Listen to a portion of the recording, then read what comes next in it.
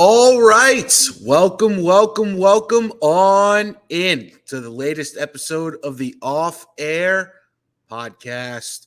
Chris Thomas joined by the head honcho, Mike Conti. Mike doing some yeoman's work today, playing under the weather. So we'll keep this one nice and short for him. Mike, we were going to start. I had a whole plan, but good plans go to waste when the Hawks decide to fire their head coach in the middle of your show yesterday. So as we did on Dukes and Bell on Tuesday, we will do on the off-air podcast and adjust. Of course, we're not going to talk about the actual moves for the Hawks because that's for the likes of Nothing But Nest with Caleb Johnson and Deshaun Tate. But we will talk promo. Good promo. That's why they pay me the medium-sized bucks, Mike. So we will cover what the station did and how we reacted yesterday. And I thought we did a really good job, Mike, because what we decided to do was Carl gave his take, Mike gave his, and then we said the rest of the hour is all for our audience. We opened up the phones, the lines were jammed, and we took great call after great call on the Hawks. Yeah, no, I mean, that's what we're here for, is to give our listeners a chance to express their opinions. And, you know, I think we've been talking about this a lot over the last several weeks. It really is striking to me how strong the opinions are right now about the Hawks in this city. And that's, in a way, a good place for them to be. There has been at times a little bit of, I don't know if it's indifference or, just a lack of passion about the Hawks.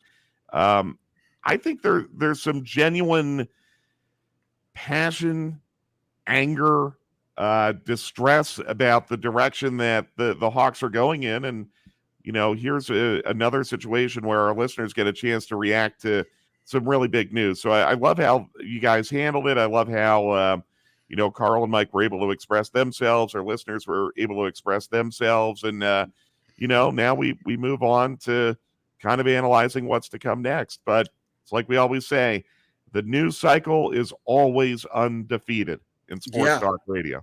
And I want to give a big shout out to Jason, our new video engineer, a.k.a. Whispers, as he's been dubbed.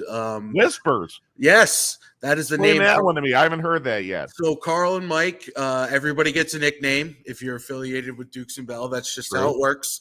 I am, of course, Turtle. Bo is Squid Billy. And now Jason, our new video guy, is Whispers because he's a big guy. He's probably about, 6'1", 6'2".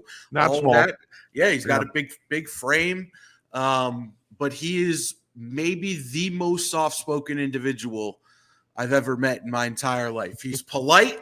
He's genuine. He's one of the nicest people I've ever met. He's got a good sense of humor if you can get him to crack a joke. But his demeanor is about as low-key. He comes into work, hard hat guy. He doesn't cause any trouble. Because, Mike, us radio personalities, we're big, bombastic. Some of us are almost more cartoon characters than we are people. But Jason is the literal opposite. But the point is, I want to shout him out because he was able to yesterday push out video and social media content right away. We finished that segment, and by the time the next segment started, we had our reaction audio posted to our podcasting website, and Jason had a video for me to post to our social media, which got a ton of engagement. We put a post up on our Twitter page, which got over 100 comments and 16,000 people engaging on it. So it was a really successful day for our social media team as well. And they deserve a pop because on these days, Mike, it's fun and it's energizing and you get into news breaking mode, but you also got to work smart and work hard too. And we did just that. Yeah, no, absolutely. What did you think, by the way? I mean, did you see this coming? Did you think it was coming? I thought it was going to happen at the end of the season. I was not surprised at all that it happened. I mean, I think it was pretty much a foregone conclusion that it was going to happen. But to do it now is just interesting because you're putting the fate of a team who's in a rudderless ship in a guy who's had one semi-successful, very short stint as an NBA coach in Joe Prunty. And I guess they're potentially, Mike, were they flirting a little bit out in Utah? You got to wonder. Well, first of all, I don't really know if Quinn Snyder still lives in Salt Lake City if he attended the All-Star game. Yeah. Um, I'm of the belief that you don't live in Salt Lake City unless you have to, unless there's an employment reason. Yep. But I do think it's interesting, this idea that the Hawks might be trying to get to the front of the line in hiring their next permanent head coach before everyone else. I think that is a really interesting strategy. It's uncommon. Usually you let an interim coach kind of finish out the season and then you reassess based on where you finish in the playoffs. And I just think it's interesting that if reports are to be believed that the Hawks are trying to position themselves to get to the front of the line right now for a guy like Quinn Snyder or Charles Lee or Kenny Kenny Atkinson. Atkinson. Yeah. And honestly, I don't know if the Hawks are necessarily in the best position right now to go out and recruit a coach when there are all these rumors flying around about how Trae Young treats his coaches. It might not be as attractive a job as maybe the Hawks think it will be. Yeah, or maybe we should say how Trae doesn't treat his coaches based on some of the rumors that we've heard. Yeah. More like, it's like talking to a brick wall from some of the things that we have heard. But yeah, it's going to be really interesting. But yesterday was just such a fun day, turned into such a fun. It's always so funny how that works too, right? Yeah. It's always you're doing ho hum's not the right word because every day is fun, and we make it fun, but it was a day where we're reacting. It's a Tuesday. That's really a Monday show. And, you're trying to catch up on everything from the weekend. There wasn't one dominant story. It was kind of a bunch of things sprinkled in. We talked a little Daytona 500. We talked a little Tiger. We talked NBA All-Star Game. We talked Brave Spring Training. So it was just a nice little menagerie of topics. And then all of a sudden you get the bomb dropped on you. And the rest of the day, it's like, boom. It's like, all right. Positions, everyone, battle sequence, here we go. Yesterday was supposed to be the final day of my vacation. Vacation ended at 5:30. Yeah. All right. So, Mike, we have a little 92.9 The Game on 92.9 The Game crime that I need to get. I need a settlement here by the big guy, by the big boss. Our very own John Chuckery and Dylan Matthews decided to take an issue to the air. And what that issue was taking my journey to try to lose some weight and making me feel ashamed for it. Because I've been heating up my food, I've been bringing it in, and I've been experimenting with a few healthier dishes, some chicken, some rice, a couple frozen dinners. And those things are never exact science with the times. Yeah. So I stick my meals in, I push, a minute and a half, and then I take it out. And if it's not ready, what do? You push the add 10 seconds button. Yeah. So I do that until it's done. And I guess on a couple of occasions, I had forgot, good Lord, to clear out the 10 seconds. So talk about what's bugging Chuckery. This bugged him to the point where he decided to bring it to air and throw me right under the bus. And his producer, my guy, Dylan Matthews, a guy that I thought I had taken under my wing, shown him some of the ropes about learning how to be a full-time producer, given him plenty of numbers for guests over the year that he's been a full-time producer. What does he do? I guess you can't bite the hand that feeds you, because he went right along with John Chuckery. Now, here's where it gets interesting, Mike. The next day, I come into work. About 6 o'clock, an hour left in Dukes and Bell. Go to fill up my water bottle, and our refrigerator happens to be right next to the water bottle station. Notice that the fridge is wide open, and there's a bag sticking out of the fridge. And Mr. Dylan Matthews apparently willy-nilly shoved his food into the fridge, and it didn't close, leaving everyone's food and drink in the fridge to start to rot and spoil, costing us time, money, and valuable effort that we bring in to keep ourselves hydrated and fed during the show. And I say, Mike, if you're going to throw stones, it better not be from a damn glass house, Dylan and Chuckery. So help me understand, like, what was, you said that on a couple occasions you forgot to clear out the 10 seconds. That's right. So what was like the consequence of that? Did your food overcook, or did it stink up the office, or what happened? No, I'm trying to understand that. My food was fine. Chuckery, when he went to heat up his dinner, because he had to push one more button to clear out the 10 seconds, referred to me as uncivilized, uncouth, and a monster. Those were his exact quotes on the air. Because he had to push one more button. And then you're going to make those accusations and then have your producer leave the fridge open and start spoiling everybody's food. To me, the two biggest office kitchen fouls are stealing food from a coworker. Yes. Or heating fish. Yes.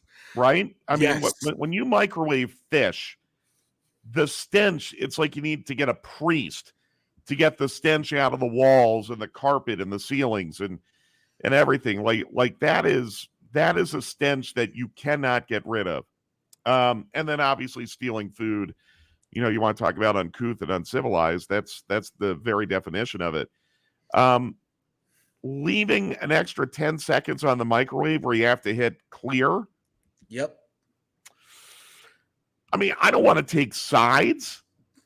I never, ever want to take sides. I want to be like the neutral arbitrator and everything like that. But that just seems to be a little bit nitpicky.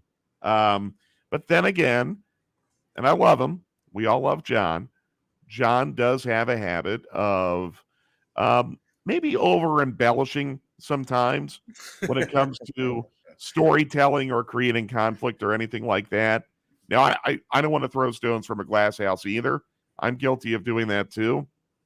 But that just sounds unnecessary from our friend Mr. Chuckery, because Mr. Chuckery has committed more than a few office fouls himself.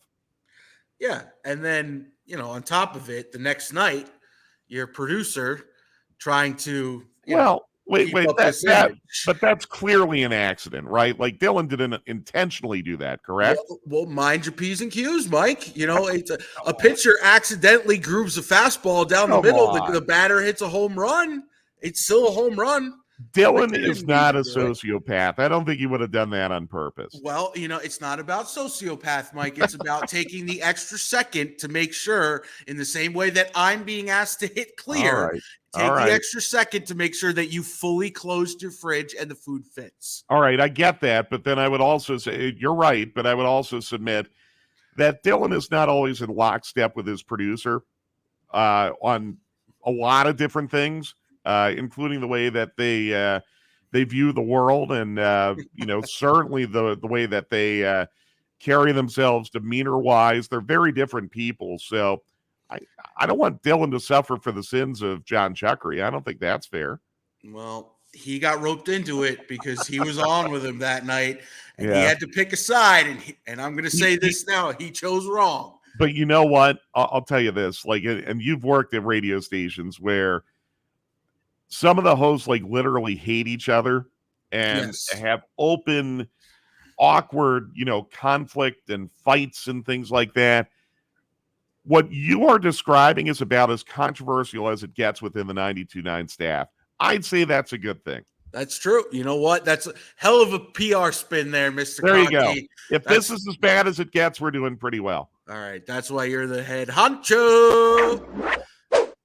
All right. Last but not least, let's finish this up and get your voice some rest, and we'll get you the honey and the tea. You want me to bring you in some tea and honey? I'm good. I'm good. All right. I'm really okay, but thank you very much for the offer. So this guy, he is a never-ending piece of work. Kyrie Irving is at it again. It took all of a week. He gets to Dallas. They play 2 games. They go to the All-Star break, and at the All-Star break, Kyrie just couldn't resist creating more controversy. I don't know who started the narrative, but it's completely run amok. I think it's dehumanized some of us in terms of just the way we prepare ourselves day to day. This is a 24/7 job. We have cameras on us all the time. It's a high-level combative sport. It's very aggressive. Nobody knows how anyone else's body heals unless, the only person that knows is the person that's hurt or injured. We try our best to tell you guys what's going on, but you have doctors online telling everybody that he needs to be back in 2 weeks. You got, this person over here saying that he's not really hurt, he doesn't want to play. So I think the narratives have run amok. But us as players, we really take pride in preparing ourselves at a very high level and performing not only for our families, but for the fans that support us. We're nothing without our fans. But I just think the narrative needs to change in terms of this load management. It's 82 games, it's a long season. I'm not saying we can't do it, but we're in 2023. We have all the technology necessary. We have to use it wisely, and we have to be very communicative about what the plan is for everybody. I mean, Mike. Well, I do agree with him on one thing. The season is too long. Okay. I do agree with him on that. I think 82 games is way too much. We had a 72-game season 2 years ago, and I thought that was just right. The playoffs are too long. There's too much time between games. They keep adding all this inventory, basically, to sell television rights, to sell advertising, things like that. And I think the discussion actually needs to be more in the direction of what Kyrie is talking about, reducing the amount of games, because that is one way where you can satisfy the load management problem. But all that being said, it is an 82-game season. And look, the players agreed to it. The players agreed to it in collective bargaining. So, to an extent, I think it's on the players. It's their obligation to make sure they are doing what they need to do to be able to weather an 82-game season. The players hold some accountability there as well. And that's what makes me cringe a little bit when I hear Kyrie. It's almost like, hey, we don't want to bear that accountability. That's not on us. And I disagree with that too. I think it is partially on the players. But Kyrie would absolutely have an advocate in me in arguing that the season is too long, because it is. 82 games is, I think, way, way more of a sample size than what we need to determine who the best teams are going into the postseason. I'm going to take a different tact here altogether, but I do agree with you, by the way. Kyrie, stop. Just stop talking. Just stop talking. I'm with you. It's enough. It's enough. I know he was asked a question, so it's a little unfair. But you can, as you like to say, Kyrie, control your own narrative by the way that you answer the question. And when you answer the question like that, all it's going to do is put you right back at the top of ESPN.com. Kyrie, quote, "It is run amok with load management discussion. Unfair." And that's exactly what happened. This guy can't go. He has a salivation for creating controversy and creating headlines. And it's so imagine being in his orbit. It must be the most exhausting thing in the world. He's that guy at the party that pulls you aside while you're having a beer and drinking with your friends and having fun. And he's like, "Hey, man, you know those balloons that were in the sky? I got a theory about that, man." Right. And he just brings down your whole vibe. It's All-Star Weekend. Everyone's there to have fun. As you said, I know Utah could be a little tough for that based on some of their rules, but it's still the spirit of the game and the spirit of the festivities. Kyrie, enough. It's just enough. Well, you're right, because it's an event for the fans. It's an event for the fans to a lesser extent. It's an event for the sponsors who help subsidize the league. Show a little gratitude. Show a little joy, in being able to celebrate that. And don't be a Debbie Downer. I agree with you there. But I will say in his defense, I do think there are some elements of what he's saying that bear another look by the league and the players union when they go back for the next CBA. There's talk that I think Adam Silver, he's looking at doing a midseason tournament and maybe shortening the regular season a little bit as a result of that, that might be a good move. So I don't want to poo-poo everything that Kyrie's saying, but there's a place and a time to say it. The All-Star game is not that place and time. Yeah, or at least consider putting the All-Star break closer to the midway point of the season and not 77% away. That's another thing. Why are they having it when the season's 3/4 complete? Yeah, and I don't understand that either. And that would also help in terms of having the players play harder because there's a lot more on the line right now with 20 games left, and they're preserving their bodies. So that's right. I mean, I get it. You want to have it over President's Day. You want to have it over a 3-day weekend. I get it. Do it over Martin Luther King Day weekend then. Yeah, exactly. It's easy. Maybe and that would portend to us, being right in the front and center of that. So selfishly, that would work too.